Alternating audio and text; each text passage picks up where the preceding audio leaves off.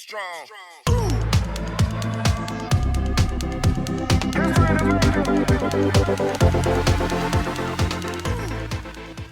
Pues hermanos, aquí ya terminamos el capítulo 5 y estamos en capítulo 6.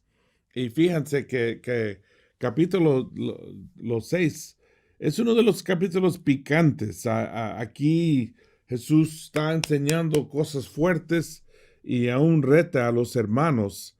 Y queremos meternos en esto para aprender lo que podemos aprender. Cada capítulo nos enseña algo de Jesús, de su carácter, de su corazón, de cómo debemos ser buen discípulos con Él. Amén. Y empieza el capítulo 6 dando comida a los 5,000 personas. Yo voy a empezar en versículo 5. Dice, perdón, tengo mi Biblia en español abajo de la Biblia en inglés y no queremos leerlo en inglés, sino en español para poder entenderlo, ¿no? En capítulo 6 estamos empezando en versículo 5. Versículo 5 de capítulo 6. Cuando Jesús miró y vio la mucha gente que lo seguía, le dijo a Felipe, ¿dónde vamos a comprar pan para toda esta gente? Pero lo dijo por ver qué contestaría Felipe, porque Jesús mismo sabía bien lo que había de hacer. Felipe le respondió, ni siquiera el salario de 200 días bastaría para comprar el pan suficiente para que cada uno recibiera un poco. Fíjate que Jesús pregunta una pregunta según, bueno, cuando Jesús pregunta preguntas, tienes siempre que preguntarte por qué lo preguntó y qué está sacando aquí. ¿En qué está poniendo la atención Jesús? Porque Jesús lo sabe todo, ¿no? Entonces, cuando Él pregunta una pregunta, es para poner énfasis o para sacar algo, ¿no? O para probarnos nosotros. Y aquí está probando a Felipe. Ya han visto muchos milagros.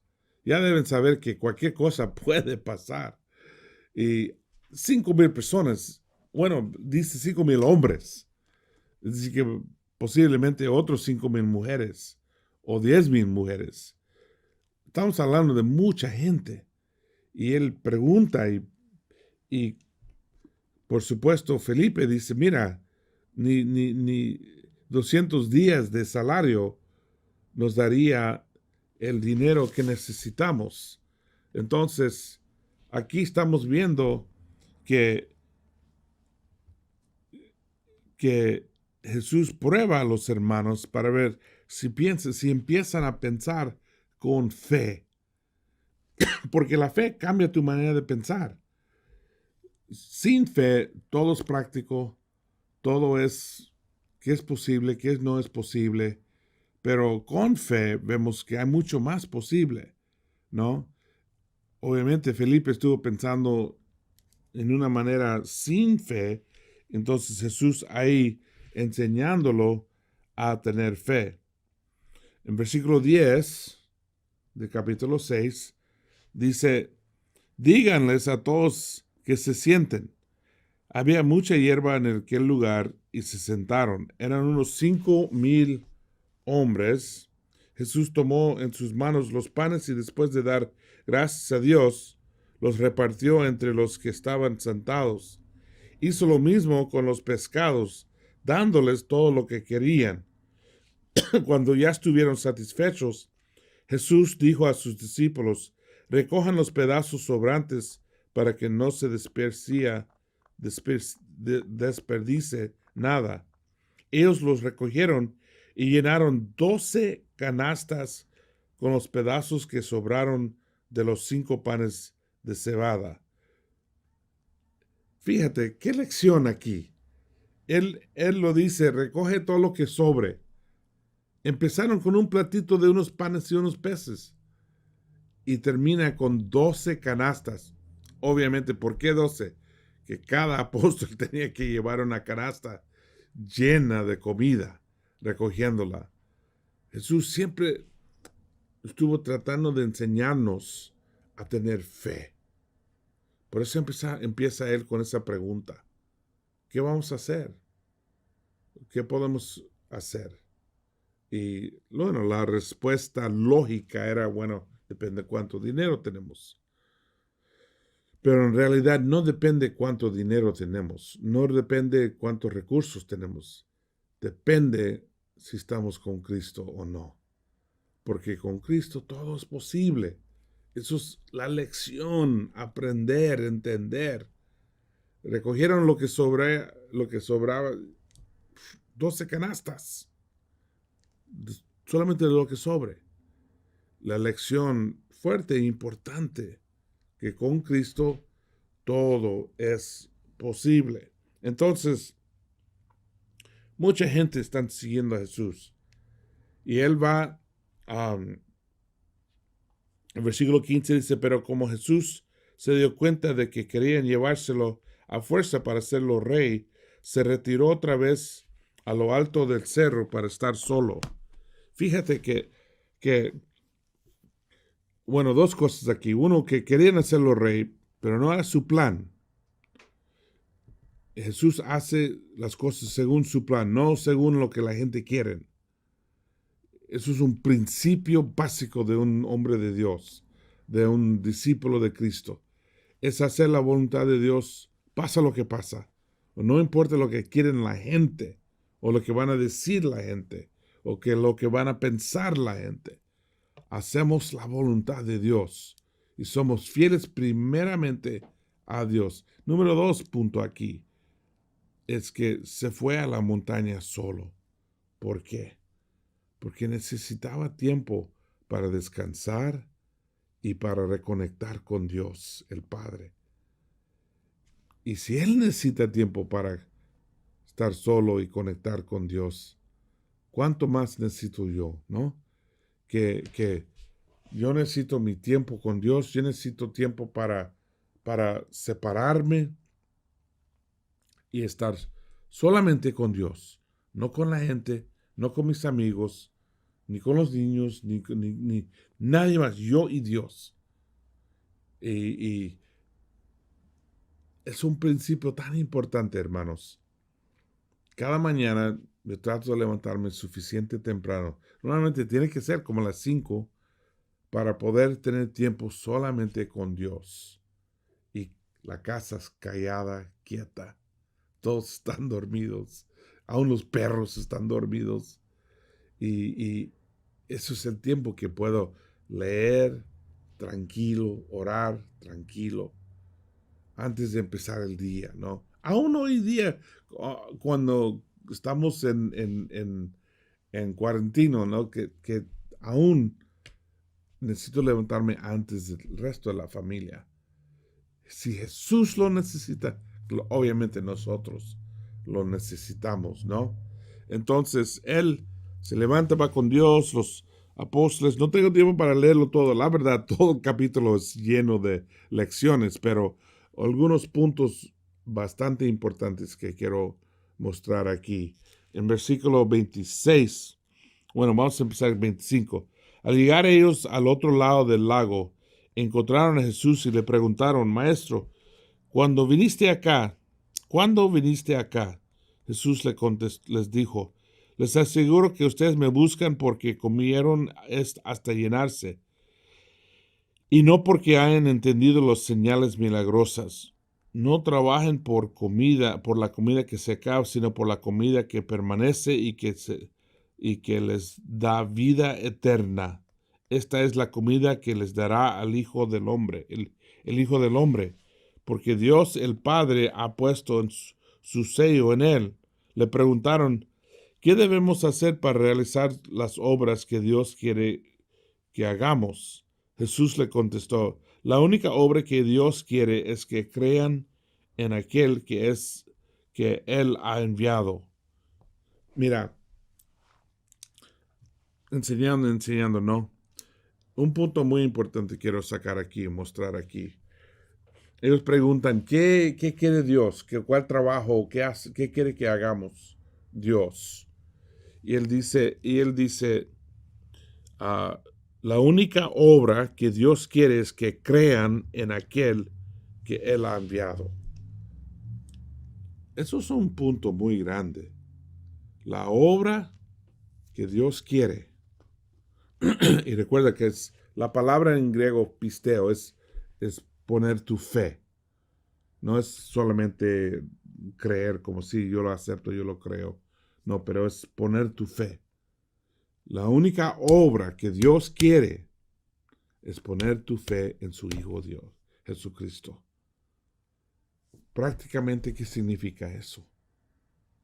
Que lo sigo, que lo obedezco, que tomo el tiempo a leer sus palabras, que tomo tiempo para memorizar versículos, que tomo tiempo para practicar los versículos y que sus palabras me mandan, son mi guía, son mi mapa, cómo vivir mi vida siendo amigo, esposo, padre, hijo, abuelo, nieto. Las palabras de Cristo son mi guía, ¿no? Me guían a qué hacer, cómo hacerlo. Y cuando cometo errores o caigo en pecado, ¿qué hago? Bueno, debo hacer lo que dice Jesús, arrepentirme, confesarme, arrepentirme y regresar a Él, como siempre. Y eso es la obra de Dios, que Él dice, creer en Él o poner la fe en Él. Ahora, otra cosa, que hay una enseñanza que ha salido en sus últimos 100 años. Y era resulta de la pelea entre catolicismo y protestantes. Los católicos diciendo que tienes que hacer esto y esto y esto y esto para llegar al cielo. Y los protestantes reaccionando, protestando, diciendo, no hay que hacer nada, es solo creer. En primer lugar, creer es hacer algo. Poner tu fe es una obra. Lo que dice aquí es la obra que Dios requiere, lo que Él quiere. Entonces, nadie puede decir que no tenemos que hacer nada. No, porque si alguien dice eso, todo el mundo escucha, bueno, puedes hacer cualquier cosa e ir al cielo. Y no es cierto. Hay ciertas cosas que tenemos que hacer. Y por eso es importante leer la Biblia y saber cuáles son. No queremos llegar al cielo, al juicio, y Dios dice, vamos a ver si hiciste lo que yo pedí. Y decir, ¿qué? ¿Cuándo pediste algo? No, debemos saberlo y saber lo que estamos haciendo, ¿no? Por eso estudiamos la Biblia, para ver la vida de Cristo y escuchar sus palabras y aprender de Él y saber qué es lo que Él pide, qué es lo que Él realmente quiere de mí y por qué lo quiere. Y su corazón. Por eso la vida cristiana no es ser miembro de un club, no es reconocer intelectualmente creer en algo. Es dar tu corazón a Dios, a Jesucristo, confiar en Él y creer y aceptar lo que Él dice, cómo vivir nuestra vida. Y así ganamos nosotros. Realmente, Él no vino porque Él quería venir.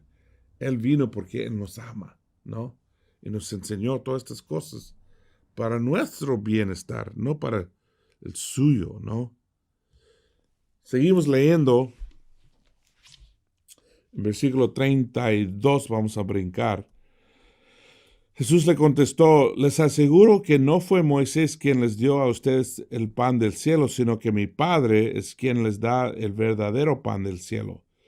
Porque el pan que Dios da es el que ha bajado del cielo y da vida al mundo. Ellos le pidieron, Señor, danos siempre ese pan. Jesús les dijo, yo soy el pan que da vida. El que viene de mí nunca tendrá hambre, y el que cree en mí nunca tendrá sed. Fíjate, Jesús empieza a enseñar, mire, yo soy ese pan. Yo soy la vida que Dios da. Si se llenen de mí, estarán bien. Dios así te cuida. Él empieza a enseñarles cosas fuertes, realmente. cosas difíciles de entender. Aún en 53 dice algo muy radical. Dice, les aseguro que si ustedes no comen la carne del Hijo del Hombre y beben su sangre, no tendrán vida. El que come mi carne y bebe mi sangre, tiene vida eterna, y yo lo resucitaré en el día último. Fíjate lo que dice, tienes que comer mi carne y beber mi sangre. Y no lo explica. Ahora mira, nosotros sabemos que está hablando de la comunión, ¿no? Del pan y del vino, que representan su cuerpo y sangre. Pero él no lo explica. ¿Por qué no? Fíjate, dice que más y más gente están siguiéndolo. Es decir, están llegando mucha gente. Todos porque creen en él, porque han puesto su fe en él. Probablemente no. Muchos porque querían ver los milagros, tal vez, por curiosidad. A lo mejor escucharon que el pan que él dio era muy bueno, para saber más de él, curiosidad. Pero no todos pusieron su fe en él, aunque a pesar de que había miles, y no todos creyeron en él. Y él dice estas cosas radicales. ¿Y qué pasa? En versículo 60 dice, al oír estas enseñanzas, muchos de los que seguían a Jesús dijeron, esto que dice es muy difícil de aceptar. ¿Quién puede hacerle caso? Dicen ellos, mira, no podemos creer esto. Esto es retante. Jesús, dándose cuenta de lo que estaban murmurando, les preguntó, ¿esto les ofende? ¿Qué pasaría entonces si vieran al Hijo del Hombre subir a donde antes estaba? Y él dice, básicamente, son ofendidos tan fácilmente porque no entienden, no quieren aceptar. Tienes que ver que eso es muy orgulloso de nosotros. Pensar que Dios tiene que explicar todo a nosotros. No es así. Dios nos explica lo que necesitamos saber, pero hay muchas cosas que no entendemos. Pero si tenemos fe, estamos bien. No hay problema. Y tal vez en el cielo no explica todo. Tal vez en el cielo podemos entenderlo todo, ¿no? Pero nosotros vivimos aquí con un cerebro bastante limitado. Él, Dios, sin límites. Jesús sin límites. No nos va a explicar todo. De hecho, él dijo estas cosas radicales, ¿no?